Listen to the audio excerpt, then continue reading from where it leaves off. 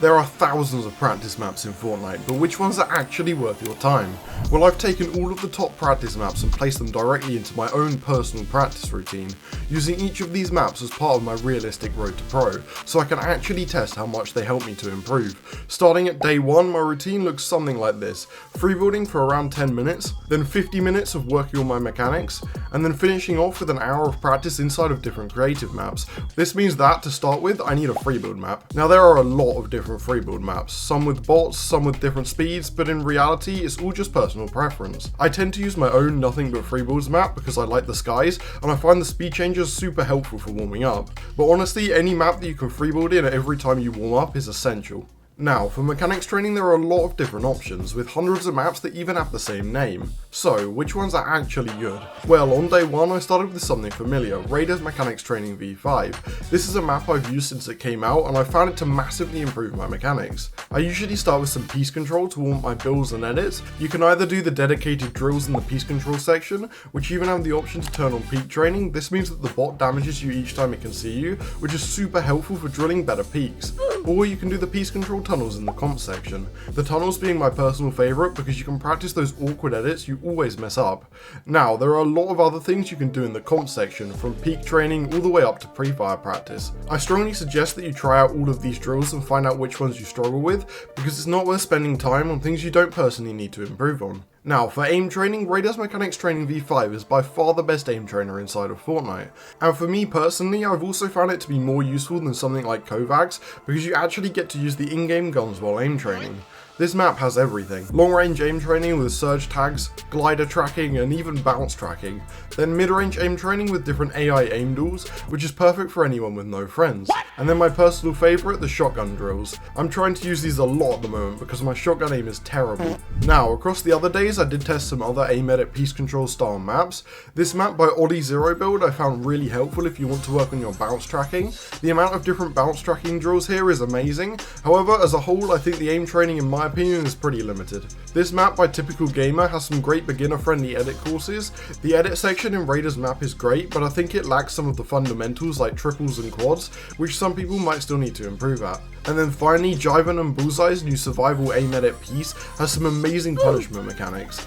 For example, the damage dealt punishing bad peaks makes you really have to think about what you're doing, along with the aim training punishing you if you haven't done enough damage fast enough. The surge aim especially, with how it punishes you for peeking too long. Next, it was time to get into some more fighting orientated maps for the second hour of practice each day. The first type of maps I wanted to test were what I like to call the classic practice maps, your box fights, build fights, realistics, and Zonewars. These are perfect for practicing what I learned in Destiny's Jesus Fortnite Masterclass, which teaches you how the pros actually fight, with the information coming directly from the pros themselves. I'm personally using both the fighting and solo masterclass on my realistic road to pro, and I found these to be super helpful. But if you want to give them a try, you can use code SHADOW for 20% off anything site-wide, link in description. Now, starting with box fights, I went into PANDVIL 1v1 box fights. Although this is still a great map, I'd say it's only good if you're at a more beginner level, as the players I came across weren't exactly the best. Has he given up? I'm so sorry. No! And you can only really practice the basic fundamental peaks, but if you still need to work on these, it's a great map for that. If you want to try something slightly more modern, Piece Control 1v1s was great fun. Likewise, the players weren't exactly the greatest. This kid's not even building, what the hell is he doing? But in this map, because of how the landscape is, even if the players aren't that great, it can still be good for practicing your peaks and other box fighting essentials. And then the final box fight style map I tried was headshot only box fights. This would be a great map to play as a warm up before a tournament, or if you're someone like me and need to practice your shotgun aim, as this map is amazing for helping you hit headshots consistently. And I've even considered playing this map for 10 to 15 minutes every day, as I think it could be super helpful. The next classic map I tried was build fights. As much as everyone thinks their 1v1 map is slightly better than everyone else's, all you really need is a 1v1 map that has the fundamentals and high player counts so you can easily find opponents. Rezon, Raiders, and Martoz 1v1 maps are my personal favourites, as they all have high player counts and everything you need. The only problem with 1v1 build fights is that they aren't very realistic. However, if you want something realistic, guess what? You can play 1v1 realistics. The best map obviously being 1v1 speed realistics. But to make the most of a realistics map, you need need to play like you would in a real game, trying to end fights as quickly as possible while using as few resources and consumables as possible. You have to play like you could get third partied at any time, otherwise you may as well just be in a build fight map. And since we're heading back to duos next year, I thought it would be a good idea to try 1v2 clutch realistics. This map puts you into a 1v2 situation where you have to try and clutch and win the fight. If you have two good players with you, this can be really difficult, however practicing 1v2s will be incredibly valuable for duos next year. And then the final classic style map was 1v1 to 4v4 Zonewars. As pro players have shown, especially on NA, playing Zonewars against good players is amazing practice. My favourite map being Team Zonewars by Fridge, as it has some of the best customization options out of any Zonewars map. And then here are some other popular ones that people generally use, however the end results are really all the same.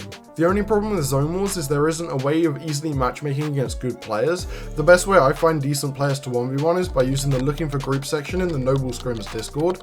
This obviously only works if you play on EU, but there are alternatives for each region. Now, the next type of map that's been blowing up recently are late game simulation maps. These put you into realistic endgames so that you can practice your rotates and getting refreshes, with a point system just like in a tournament. The two main ones at the moment are Cup Endgame and Tournament Late Game. Cup Endgame was the first of this kind of map, and Tournament Late Game being Aussie Antics' new map. I feel Tournament Late Game has a bit more of a realistic loot pool, and the way the zones work with the terrain feels a bit more like a real match. However, both of these maps are great practice, so I just choose whichever one you like more. At the end of testing these maps, this is what my practice routine now looks like. Freebuilding in nothing but Freebuilds, Raiders mechanics training to work on my mechanics, a bit of headshot only box fights, then either realistic 1v1s or some tournament late game. Yeah, I did want this video to be longer, but I'm not going to waste your time just for some ad revenue. If you found this helpful, please do like and subscribe, and I'll see you in the next one.